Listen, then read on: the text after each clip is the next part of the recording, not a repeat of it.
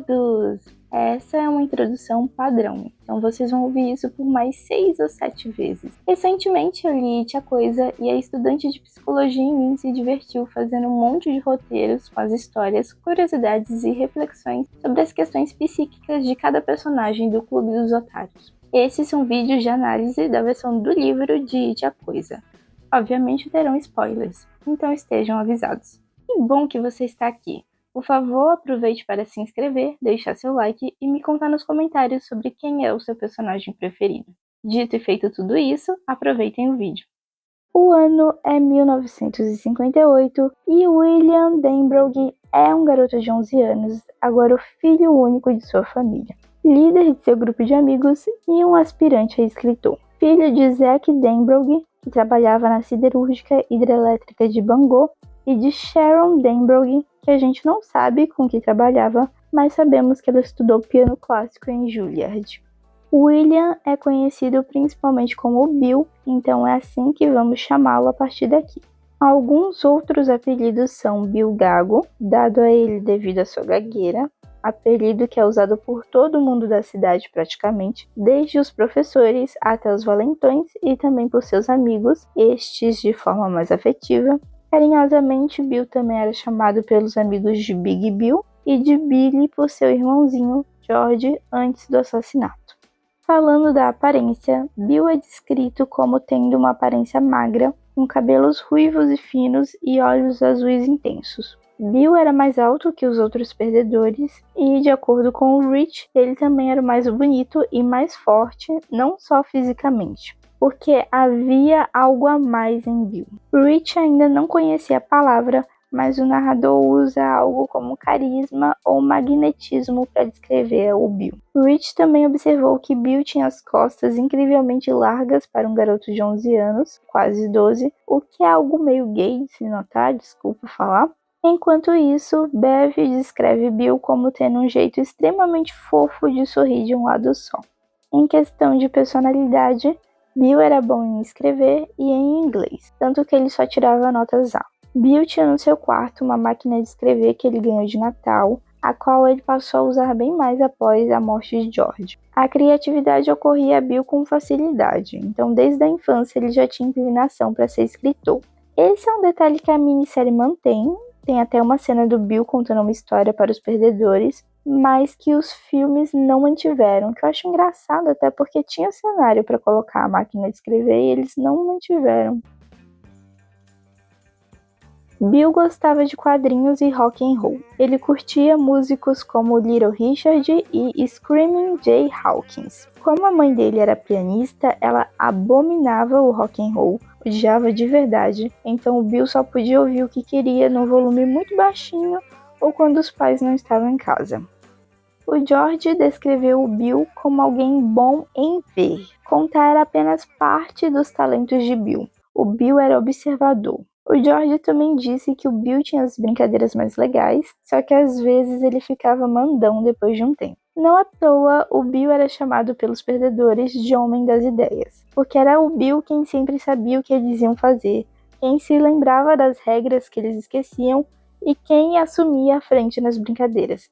Um detalhe que a gente pode ver no filme também é que o Bill é quem decide que eles vão ir até o Bellins. É o Bill quem faz as divisões, dizendo pro Rich ficar de vigia e o restante segui-los. Então ele tem esse papel de autoridade que faz dele o líder dos perdedores. Ele também era visto como mais maduro, ele agia meio que como o irmão mais velho de todo mundo, o que faz sentido porque ele é o único ali que já teve esse papel de ser o irmão mais velho de alguém. Além disso, fora os cuidados básicos, o Bill estava praticamente se criando sozinho após a morte do George, então os otários sentiam nele uma presença reconfortantemente adulta.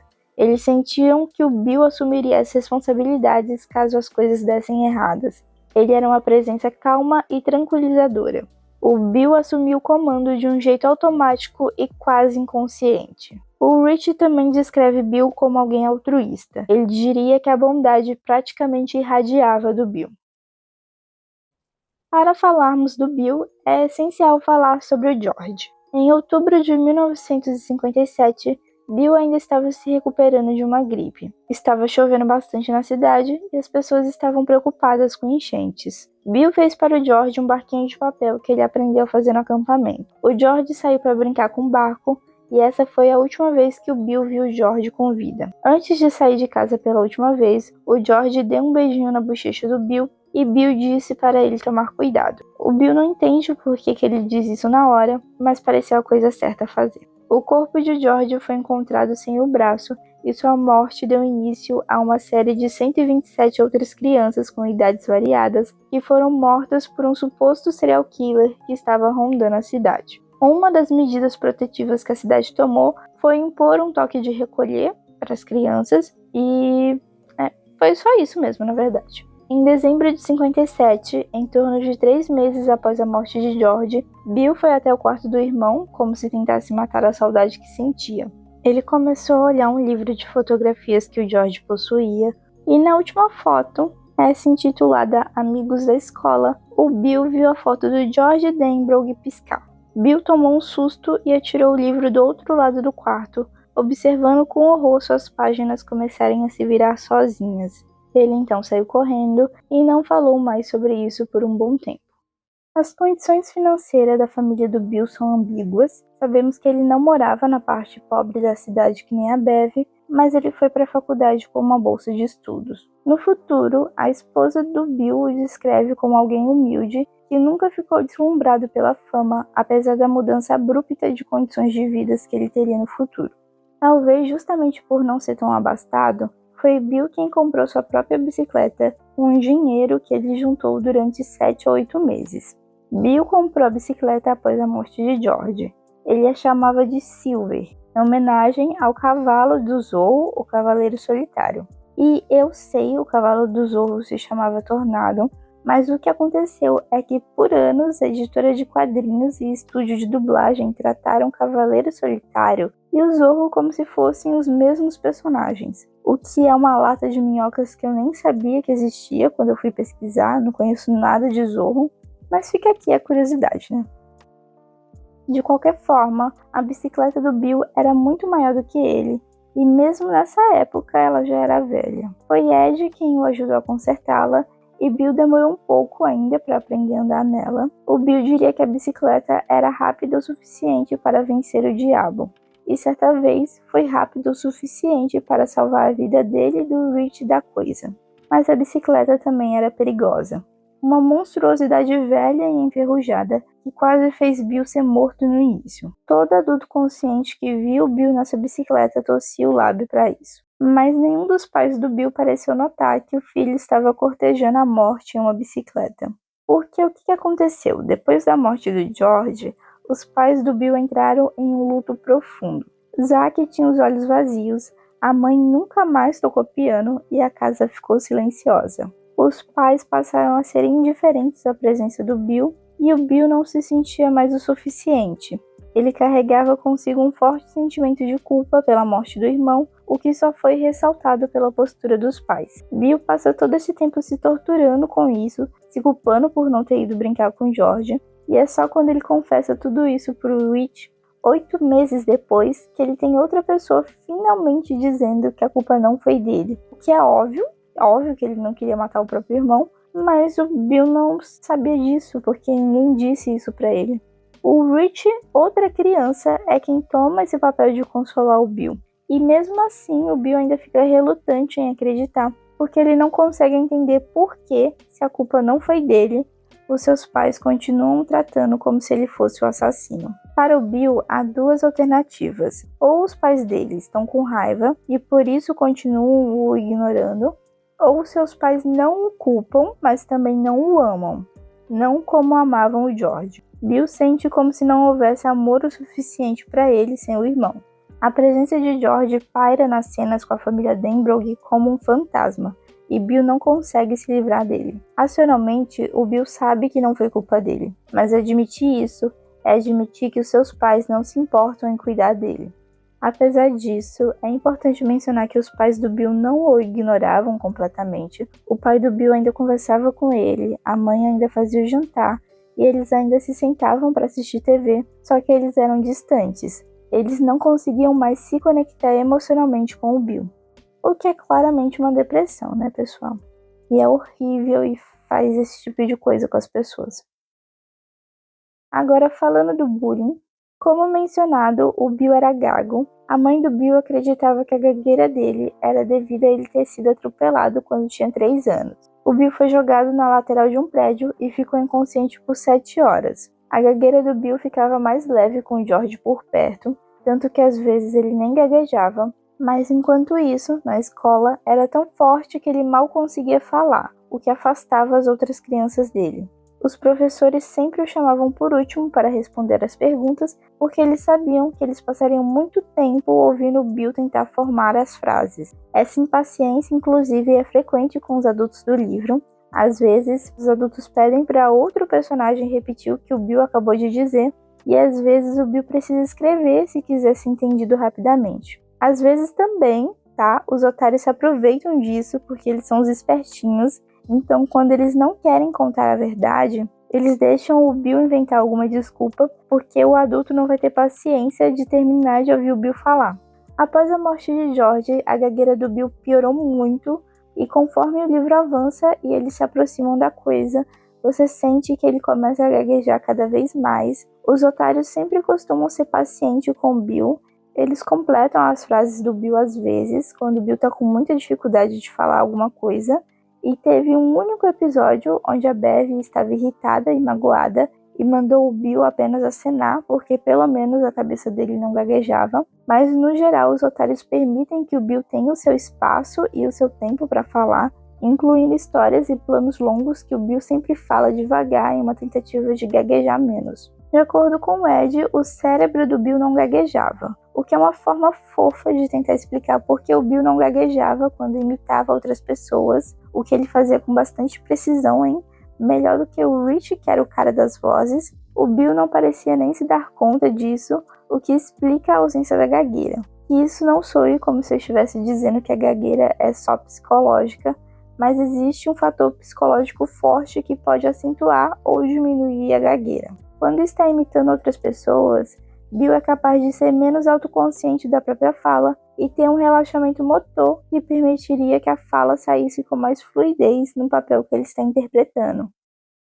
A frase "ele soca postes de montão e insiste que vê assombração" é um exercício que a mãe do Bill ensinou para ele. Após a morte do George, o Bill fica um pouco obcecado por essa frase. Isso faz parte de um mecanismo de defesa do Bill, onde ele está sempre tendo essas ideias de: se eu matar a coisa que matou o meu irmão, meus pais vão voltar a me amar.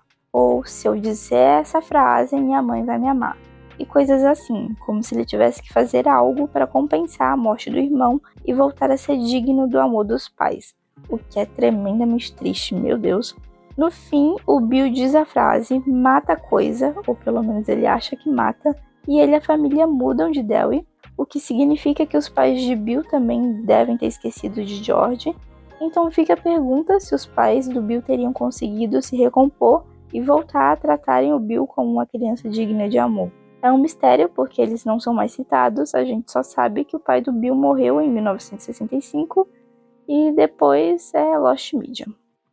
Falando um pouco mais do bullying que o Bill sofria, ele não tinha amigos justamente por conta do fato de gaguejar, e Bowers pegava no pé dele por causa disso também. Apesar disso, o Bill tinha problemas pequenos com Bowers. É mencionado um episódio onde roubaram o almoço dele, e no início do livro, o Bowers e seus amigos destroem a barragem que ele e o Ed estavam construindo, mas no geral é isso. Ao longo do livro, porém, a relação entre os otários vai se fortalecendo e Bowers vai acumulando uma série de confrontos com o grupo.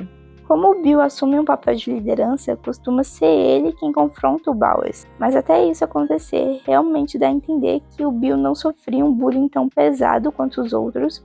Não que eu esteja minimizando o bullying que o Bill sofria, mas Bowers queria explodir as pernas do Mike e Rich apanhava tanto a ponto do seu nariz sangrar e sua orelha inchar como uma couve-flor. Mesmo assim, o Bill achava que o Bowers o odiava mais do que todos os outros perdedores, porque ele era gago, magro e gostava de se vestir bem, porque o Bill usou uma gravata no dia da profissão. Então eu já mencionei o primeiro encontro do Bill com a coisa, ainda em 57. O segundo encontro foi em junho de 1958, onde o Bill foi conferir novamente o álbum de George para ter certeza de que ele não estava louco, e a mesma coisa aconteceu. A foto pisca e as páginas se viram sozinhas. A partir daí, o Bill começa a pensar que o fantasma do George estava bravo com ele. Enquanto isso, ele também acreditava que tanto George quanto as outras crianças foram mortas pela mesma pessoa. E talvez nem mesmo fosse uma pessoa, o que é reforçado quando Ben e Ed contam suas experiências com o palhaço. Rich pede a Bill para ver o álbum também, porque o Rich acredita em Bill, mas quer ver com seus próprios olhos. Então a mesma coisa acontece por uma terceira vez. Após isso, o Bill decide que quer matar a coisa, tanto como uma forma de vingança, como para tentar recuperar o amor dos pais. Ele chama o Rich para ir até a casa da rua Neighbot, porque foi lá que o Ed viu o leproso. Então eles acreditam que a coisa possa morar lá. Obviamente não dá certo e eles são perseguidos pela coisa enquanto fogem na Silver. É Bill quem descobre que a coisa vive nos esgotos, porque o sangue e as vozes vieram do ralo da Bev e o braço de George foi puxado para dentro do bueiro. Então ele tem todo esse processo de dedução para chegar na luta final, que é quando o Bill tem uma interação direta com a coisa sozinho. É nesse momento que o Bill realiza o ritual de Trude, que consiste em morder a língua da coisa de forma metafísica e fazer um discurso com palavras de autoafirmação e acreditar que você pode vencer a coisa. Particularmente, eu acho bastante desestimulante você ter 7 personagens numa luta e só um deles ter o diálogo final. Claro, o Bill é o protagonista, mas isso também torna todos os outros 6 em cena completamente inúteis. Geralmente em ficção, quando você tem situações assim, você vai deixar os outros personagens lutando contra capangas ou coadjuvantes, ou até resgatando pessoas, enquanto o protagonista lida com o vilão principal. Mas aqui não, o restante dos otários apenas ficam sem função. Em 85, pelo menos, é uma divisão melhor de papéis, até porque 2 personagens estão ausentes na cena, mas aqui em 58 isso é muito mal feito.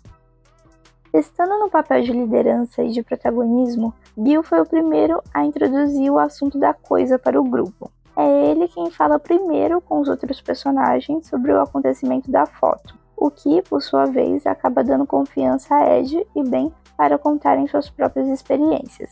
É também graças ao Bill que o Rich começa a acreditar na coisa, porque até então ele tinha reprimido completamente a própria experiência, mas como o Bill disse que a foto do George se mexeu, o Rich tem tanta confiança no Bill que ele nem mesmo tem coragem de duvidar da história dele, como fez com Ben e Ed. Foi Bill quem chegou à conclusão de que eles precisavam de uma bala de prata para matar a coisa quando ela assumiu a forma de lobisomem, porque balas matam pássaros e balas de prata matam monstros. Esse é o raciocínio. E foi Bill quem percebeu que a coisa estava com medo deles pela primeira vez. Então, assim, se alguém tem um papel importante em entender o que é a coisa, em ir atrás da coisa e fazer algo sobre isso, é o Bill. Falando dos otários, se você quisesse ser amigo do Bill, era melhor não falar sobre o George com ele. O que, de fato, nenhum dos otários fazem, a menos que o Bill inicie o assunto. Quem dá essa informação é o Ed durante uma conversa com o Ben. Ed é inicialmente descrito como o único amigo de verdade de Bill, ou seja, seu melhor amigo. Isso antes do verão de 58. O Ed é quem ajuda o Bill com a Silver, e na cena em que conhecem Ben, estão apenas os dois brincando no Balance. E às vezes o Bill brincava com o Rich e o Stan. Só que o que acontece é que eu não sei se foi uma mudança planejada, ou se enquanto escrevi o livro Stephen King só esqueceu que o Ed era o melhor amigo do Bill, porque essa relação inicial dos dois é completamente esquecida, começando que existem bem mais cenas de Bill e Rich do que Bill e Ed, além do fato de que o melhor amigo do Rich era o Bill. Então é o Rich quem consola o Bill sobre a morte do irmão. É o Rich quem o Bill chama para ir junto com ele na casa da rua Neighbot procurar o leproso que o Ed viu. É com o Rich e Ben que o Bill começa a pesquisar sobre como fazer balas de prata. E no final, lá em 85, é Bill e Rich quem matam a coisa juntos. Então eu sinto que a amizade deles é muito mais presente no livro do que a amizade entre Ed e Bill. Eu não sei o quão planejado essa mudança foi, mas se houve uma motivação para essa amizade entre Rich e Bill se fortalecer tanto, Com certeza é o fato desse vínculo emocional que é formado entre eles dois na cena de desabafo do Bill e na forma como o Rich tem esse entendimento sobre a importância do George na vida do Bill. Porque o Rich consegue sentir e entender todo o peso que a morte do George trouxe para aquela família. Os outros personagens chegam aí na casa do Bill, mas é o Rich quem vai no quarto do George. Ele sente todo o impacto da morte prematura do garoto, como os desenhos eram tortos e infantis e nunca poderiam ser melhorados porque o George nunca conseguiria se desenvolver. Como a energia do quarto é pesada e como a morte pode acontecer com qualquer um, a qualquer hora. Já me precipitando um pouco e falando da vida adulta, Mike e Bev também parecem bem mais próximos do Bill do que Ben e Ed. Bev porque ela e Bill têm um histórico romântico e Mike porque foi ele quem ficou em Derry. Então, além de atualizar o Bill sobre tudo, eles trocam bastante ideias sobre a coisa. O Mike também ajuda o Bill a reparar a Silver quando ele a reencontra. E no final, o Bill fica na casa do Mike junto com a Audra e a amizade dos dois acaba sendo a que mais dura. Então, meio que o Bill era o melhor amigo de todo mundo, mas a gente não sabe ao certo quem era o melhor amigo dele. Depois que Bill e Rich falham em matar a coisa na casa Naboth, eles reúnem o grupo no Bellins, exceto pelo Mike, que ainda não tinha chegado, e nisso eles recontam suas experiências, e aí todos olham para o Bill esperando que ele soubesse o que fazer. Gostando ou não, ele foi designado como líder, só que o Bill era tão criança quanto qualquer um deles, então ele fica com uma responsabilidade muito grande, e nem sempre ele sabe exatamente como reagir ou o que fazer, fazendo com que o Bill fique um tanto quanto perdido em certos momentos. Me incomoda que isso não tenha sido desenvolvido, que o Bill nunca tenha feito um desabafo sobre isso, nem tenha tido um momento de insegurança verbalizado, porque, em certos momentos ele se sente culpado, porque ele sente que é ele quem está arrastando os amigos para a morte, sendo que o irmão era dele. E em alguns momentos o Bill fica frustrado, porque ele sente como se não tivesse o direito de surtar como o Stan faz, porque se o Bill quebrasse, o restante do grupo quebraria também. Então ele fica com essa responsabilidade autoimposta, mas isso tudo é muito interno, são pensamentos presentes aqui e ali, mas não são trabalhados na dinâmica do grupo. Então, mesmo que tenha essas pequenas rupturas na liderança do Bill, ele permanece fixo no papel de líder, tanto em 58 como em 85, e eu não acho que essa foi a melhor forma de se desenvolver a dinâmica dos personagens. Eu acho que o Bill fica com muito peso nas costas, uma responsabilidade que deveria ser reconhecida que ele não precisava carregar sozinho. Eles são um grupo, todos eles têm um papel de decisão ativa ali. Os personagens assumem seus respectivos papéis, mas o Bill está sempre atrás direcionando eles, dizendo para onde ir ou o que fazer.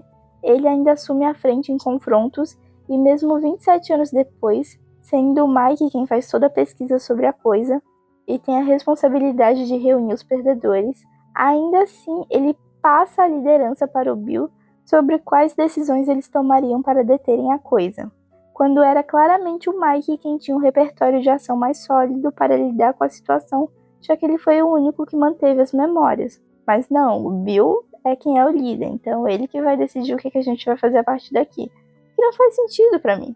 O fato do Bill não ser o líder o tempo todo não tiraria o protagonismo dele, e sim permitiria que ele assumisse outros papéis dentro da dinâmica do grupo, enquanto não precisaria estar o tempo todo se sentindo responsável pelas vidas de todos eles. Para vocês terem ideia, no final do capítulo 1, o Bill parecia tão louco quanto Henry Bowers. Algo semelhante acontece no capítulo 2, em 85, depois que a coisa sequestra a esposa do Bill, tanto que o Rich tem que assumir a frente e ir salvá-lo, o que mostra que a liderança definitivamente cobrou seu preço para o Bill. E falando no capítulo 2, acho que podemos avançar para ele. Após o verão de 58, as informações que temos sobre Bill é que ele se mudou para Bangor em 1960, quando tinha 14 anos, e então 2 anos depois, em 1962, ele se mudou para Portland. Ainda em Bangor, Bill começou a frequentar uma fonoaudióloga que conseguiu ajudá-lo com seu distúrbio de fala, e a gagueira não só desapareceu, como ele também se esqueceu que a tinha cerca de 4 meses após sair de Derry. Bill foi para a faculdade com uma bolsa de estudos, e nisso ele se matriculou em vários cursos de escrita criativa.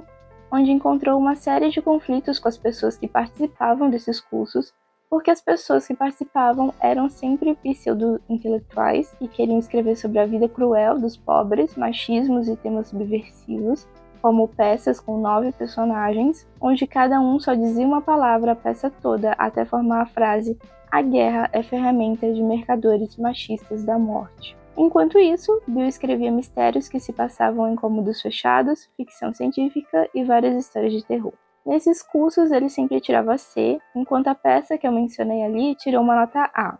A única vez em que Bill tirou uma nota B foi quando o professor interpretou erroneamente uma obra dele como uma crítica política. Então, assim, como escritora, eu posso dizer que eu entendo Bill, porque é como se houvesse uma certa pressão para você falar sobre determinados assuntos quando você produz arte. O mundo está cheio de problemas, sabemos disso, e na história da humanidade inteira, a arte sempre foi usada como uma espécie de arma para criticar governos, injustiças e feridas sociais. E o melhor é que ela funciona. A arte não apenas pinta um retrato da realidade, como conscientiza e motiva a mudança. Não é à toa que governos ditatoriais sempre estabelecem parâmetros rígidos de censura. Os livros sempre são os primeiros a serem queimados. Então, quando você escreve ou desenha, ou o que for na verdade, existe uma certa pressão sobre a qual ninguém fala para você ter uma voz ativa como artista, porque a arte é uma ferramenta política.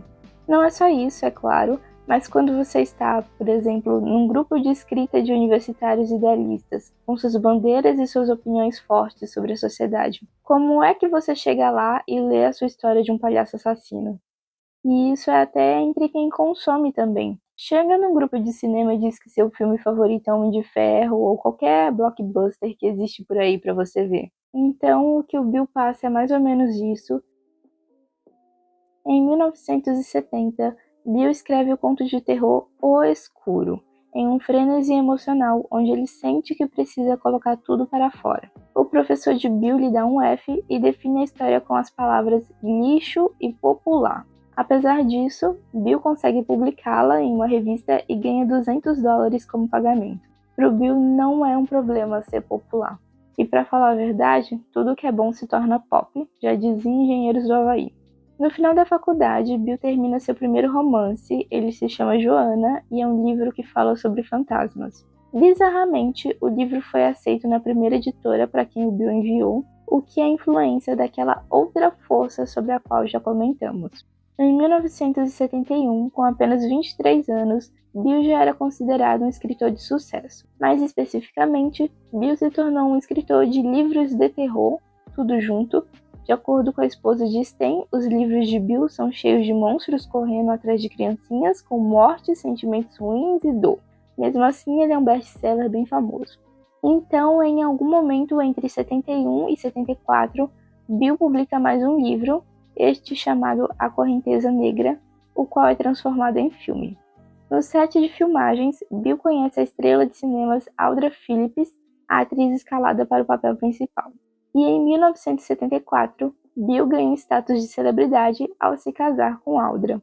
Ninguém achava que o casamento deles fosse durar, e ninguém entendia bem por que eles estavam juntos, mas depois a gente consegue entender que o Bill ajudou a Audra a superar algumas questões de vício com lança-perfume e cocaína, o que fez com que o relacionamento deles se fortalecesse. Então, falando da vida do Bill em 85, quando Mike liga, o Bill está morando na Inglaterra para as gravações do seu primeiro roteiro original, chamado de O Sótão, no qual a Audra está atuando como a protagonista. Teoricamente, Bill e Audra moram em Los Angeles, Califórnia, que é a mesma cidade onde o Rich mora.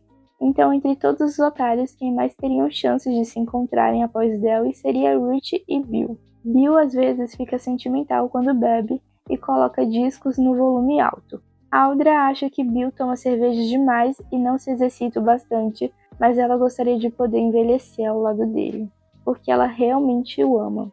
Outra coisa que Audra admirava em Bill era sua capacidade e coragem de falar devagar em uma cidade que estava sempre correndo. Na verdade, o Bill só fala devagar porque esse é um truque que muitos gagos usam porque eles precisam desse tempo maior para processarem a coordenação entre pensamento, de linguagem e movimento. Só que o Bill só se lembra de que ele era gago após a ligação de Mike. Então ele tinha esquecido completamente esse fato, e assim que a ligação termina, a sua gagueira volta quase imediatamente e vai se intensificando conforme ele recupera as memórias de Dewey e se encontra mais próximo da coisa. A aparência do Bill de 38 anos é descrita como sendo ainda alto, 40 centímetros mais alto do que ele era na infância. Ele tem tendência a ficar gordo e está ficando calvo, o que Rich chamou carinhosamente de pista de pouso para mosquitos. A primeira coisa que Bill faz após receber a ligação de Mike é tomar um copo de whisky ainda no café da manhã e conversar com Audra sobre Dewey, George e os perdedores. O que inicialmente eu achei que sinalizaria que eles eram um casal saudável, porque o que acontece com os personagens é que, como eles esquecem de todo o desenvolvimento que viveram em 58, eles acabaram repetindo os ciclos de relacionamentos tóxicos que seus pais tinham. Falando um pouco de psicanálise aqui, não é uma regra, é importante lembrar que nós somos indivíduos com muitas nuances e todos podemos quebrar ciclos, crenças e comportamentos, mas também fazer isso é muito difícil. É especialmente difícil quando você nem sequer se lembra ou está consciente de que está preso em um ciclo de relacionamentos tóxicos. É o que acontece com a Bev e o Ed. Ambos se casam com cópias de seus pais e vivenciam no casamento uma repetição de padrões de comportamentos e crenças que vivenciaram e, por sua vez, se adaptaram na infância. Bev é mais inconsciente nisso do que Ed. De qualquer forma, o que é importante sabermos é que quando crescemos com certos modelos de relacionamentos como exemplo, é comum observar uma procura pela replicação desse padrão na vida adulta. Talvez não na adolescência, quando apresentamos uma postura mais desafiadora perante nossos pais, e tendemos a buscar o exato oposto para nos relacionarmos, mas ao crescermos podemos facilmente cair nessas armadilhas sem nos darmos conta. Bev e Ed podem ter se dado conta em algum momento de que os seus pais eram figuras abusivas, mas eles se esqueceram disso. Então, quando eles são adultos, eles caem facilmente nesse padrão de relacionamento, porque para eles é o que é normal. Bill vivenciou duas fases diferentes do casamento dos seus pais. A fase com a qual temos contato no livro nos mostra um casal frio e distante que não se comunica nem entre si e nem com o próprio filho. Então, o que eu vou falar a seguir tem base nessa fase do casamento de Zack e Sharon. Seguindo o exemplo dos pais ao lidarem com a morte de George, Bill poderia facilmente cair no hábito de omitir as informações de Audra, isolando-a enquanto se tornava indiferente a ela e às suas inseguranças da mesma forma que seus pais fizeram. Bill se abrir com Audra sobre a morte do irmão e parte dos horrores que se lembra de viver em Dewey é uma forma de comunicação saudável e mostra como não estamos fadados a repetir o casamento e os erros dos nossos pais. Afinal, somos indivíduos únicos e complexos com nossas próprias vivências. Apesar disso, nem Bill escapou completamente dessa ideia de repetição compulsória que nos persegue, considerando que Audra é fisicamente muito parecida com a Bev, seu primeiro amor. Ainda falando de psicanálise, Bill não pensava em George há anos até o momento da ligação de Mike. Mesmo assim, curiosamente, aquele primeiro conto que eu mencionei que ele consegue publicar, O Escuro, era sobre um garotinho que luta contra um monstro no porão. Isso é puramente o conceito de inconsciente em prática, a ideia de que todas essas memórias e experiências que o Bill teve, embora ele não se lembre delas, ainda estão em algum lugar de sua mente o influenciando. Ele não tem acesso às memórias de George, mas o conteúdo ainda assim retorna por meio dessas ideias para contos e dos sonhos também. Audra conta que o Bill às vezes geme e fala durante a noite, e que em 2 ocasiões ele chegou a chorar. Mas ela nunca falou com ele sobre isso até o momento em que Mike liga. Da mesma forma que Bill nunca se lembrava desses sonhos, porque eles estavam sendo reprimidos, seja pela magia, seja por ser uma experiência traumática. Em seu retorno para Dewey, a primeira coisa que Bill procura saber sobre Bev é se ela está casada. Ele e Bev ainda mantêm sentimentos fortes um pelo outro conforme suas memórias retornam, o que culmina em ambos dormindo junto. Então, Bill se apaixona pela Bev de novo e Audra parece distante. Enquanto isso, Audra está literalmente largando um filme no meio da produção e arriscando a própria carreira para ir atrás de Bill no fim de mundo que é Dewey. É engraçado, porque isso também tem zero reverberações na trama, não tem uma conclusão para esse caso entre Bev e Bill, não tem qualquer consequência para o casamento de Bill e Audra, porque todos os envolvidos se esquecem do que aconteceu, e a gente também não sabe se a carreira da Aldra realmente foi afetada ou não por isso. E o pior é que a presença da Aldra é completamente inútil, da mesma forma que a presença do marido da Bev é inútil. Primeiro que o marido da Bev morre praticamente assim que ele pisa em Derry, enquanto a Aldra é sequestrada pela Coisa e só serve para deixar o Bill levemente alucinado, enquanto a Coisa o torturava psicologicamente. Porque apesar da traição, Bill realmente ama a Aldra, e é saber que a Coisa a pegou que quase faz os otários perderem o Bill. Rich praticamente implora para ele voltar, e Bev precisa dar um sacolejo nele para que ele tenha alguma reação. Ainda assim, Aldra tem zero relevância em tudo, ela não motiva nenhuma ação, já que o Bill já iria até a Coisa de qualquer forma. Ela também não serve para chantagem, já que a Coisa não a usa para tentar fazer Bill sair de Derry.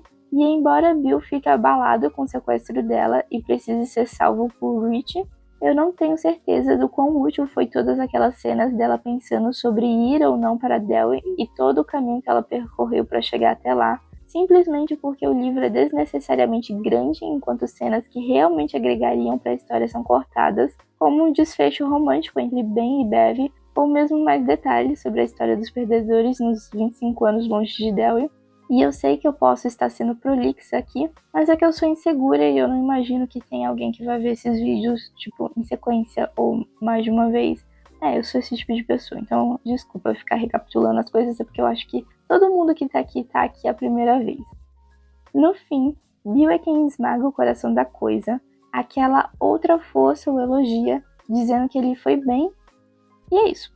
A gagueira do Bill vai desaparecendo lentamente, enquanto ele e o restante dos personagens esquecem as experiências vividas. Aldra fica em estado catatônico após acordar, mas Bill consegue fazê-la voltar ao normal, se vestindo como Didi Mocó e a levando para andar em uma bicicleta que tem mais de 30 anos. E essa é a última cena do livro. Senhoras e senhores, Bill Denbrough vence o diabo. E eu acho que é isso que eu tenho para falar sobre o Bill. Ele é o protagonista, né? Não tem muito que eu possa falar. O Bill não é nem de longe o meu personagem preferido. O meu problema não é particularmente com o Bill, mas eu acho que é mais a forma como ele é tratado pelo Stephen King, porque é dito que todos os personagens são absolutamente apaixonados por ele, não tem outra forma de colocar isso. Eles morreriam pelo Bill, todo mundo tá pronto para saltar se o Bill disser, saltem. E eu acho essa obsessão meio estranha, eu acho ele um protagonista muito perfeitinho, muito moral. Claro que ele trai a esposa, mas acho que é isso, esse é meio que o único defeito dele. Ele é corajoso, ele é bondoso, ele é altruísta, ele é descrito como sendo magnético e carismático. As pessoas querem estar em volta dele.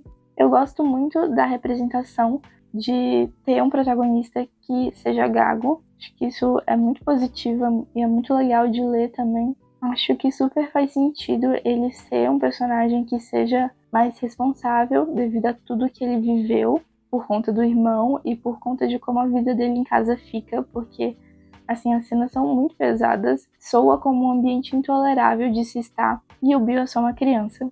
Eu gosto de como ele é o líder dos perdedores, é ele quem move a trama como ele é protagonista, e por causa de tudo que aconteceu com o irmão dele, acaba sendo ele quem tem mais motivação para ir atrás da Coisa, e aí ele move todos os amigos dele em prol de vamos matar a Coisa, a gente vai fazer de tal maneira, a gente vai fazer tal coisa.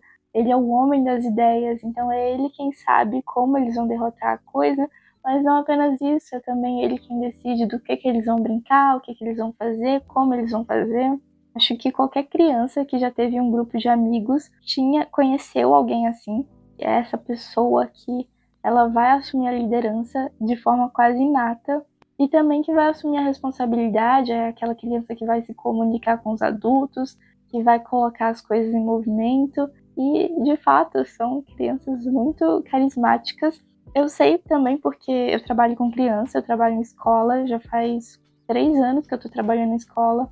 Então eu tenho muito contato com todo tipo de criança e essas são realmente magnéticas. Algumas pessoas nascem com esse senso de liderança, praticamente. Eu sei que é social, personalidade, nananana. Algumas pessoas parecem de fato nascer com aptidões para serem líderes. outras têm que aprender a desenvolver isso ao longo da vida. Mas enfim, eu já tô me alongando muito. Acho que tudo isso é só para eu justificar o título do vídeo, porque eu passei muito tempo pensando em como eu poderia descrever o Bill. Muito obrigada a quem me ouviu falar até aqui. Um grande beijo e até um próximo vídeo.